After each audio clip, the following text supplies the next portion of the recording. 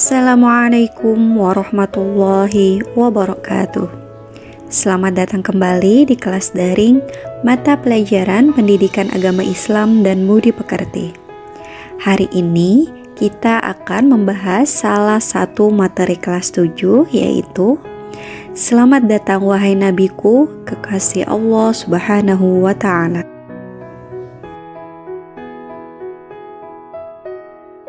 Nabi Muhammad SAW lahir pada hari Senin 12 Rabiul Awal.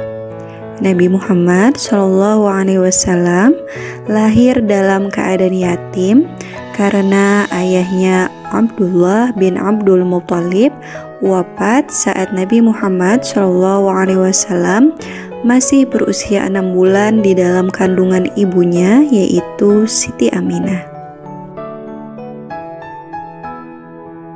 Saat bayi, Nabi Muhammad SAW diasuh oleh Halimatus Sa'diyah dan dibesarkan sampai usia 5 tahun.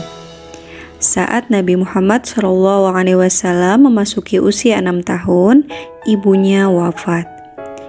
Ia pun diasuh oleh kakeknya Abdul Muttalib. Sayangnya, hanya 2 tahun Nabi Muhammad SAW diasuh kakeknya. Abdul Muttalib meninggal saat Nabi Muhammad SAW berusia 8 tahun.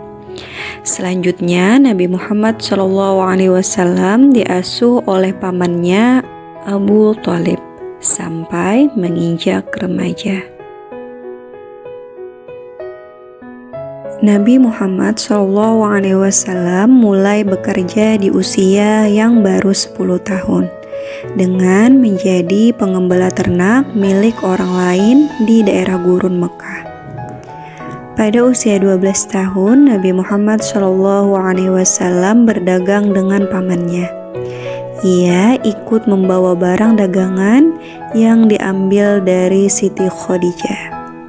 Hampir 3 tahun Nabi Muhammad SAW mengikuti pamannya untuk menjajakan barang dagangan. Pada usia 25 tahun, Nabi Muhammad SAW mulai berdagang sendiri tanpa bantuan pamannya. Ia mengambil sendiri barang dagangannya dan memasarkannya.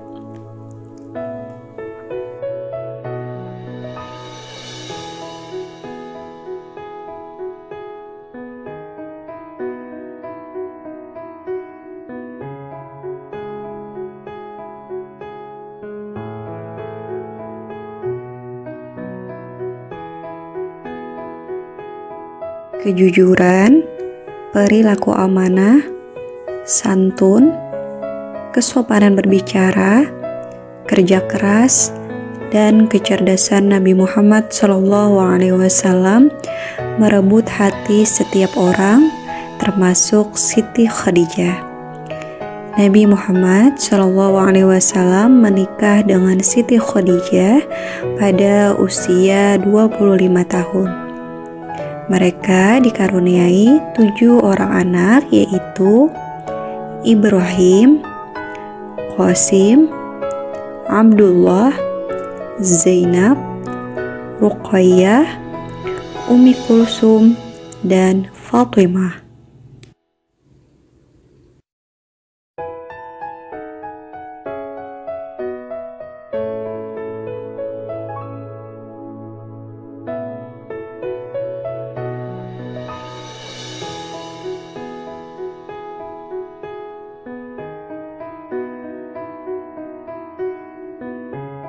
Nabi Muhammad SAW merasakan keresahan atas perilaku yang dilakukan oleh masyarakat Arab yang sudah jauh dari nilai-nilai kebenaran.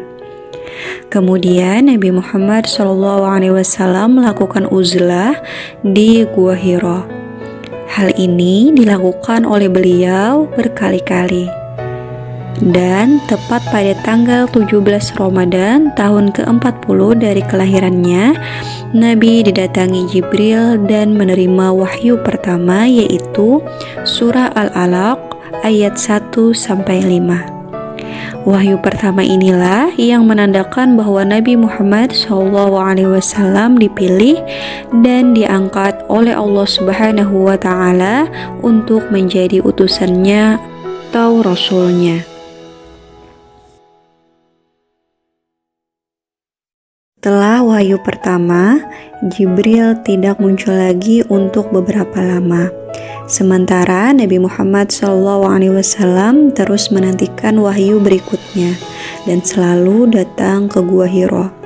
Dalam keadaan menanti itulah turun wahyu kedua, yaitu surah Al-Muddathir ayat 1-7.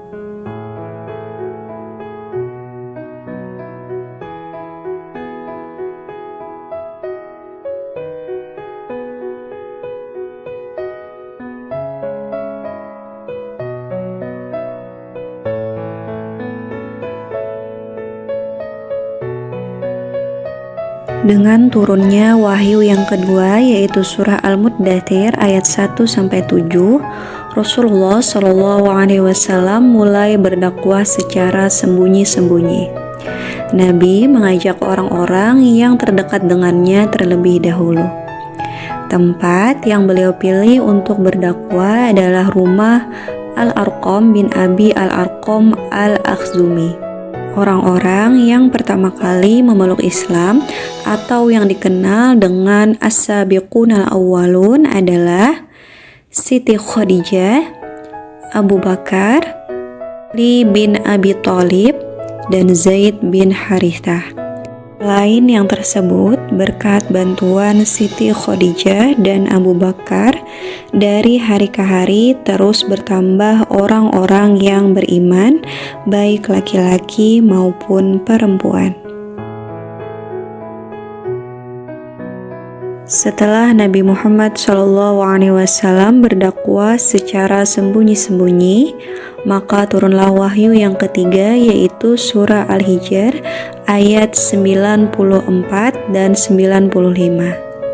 Kemudian Nabi Muhammad SAW menerima wahyu lagi, yaitu surah Asy-Syu'ara ayat 214 dan 215. Setelah Rasulullah SAW menerima wahyu tersebut, beliau mulai berdakwah secara terang-terangan.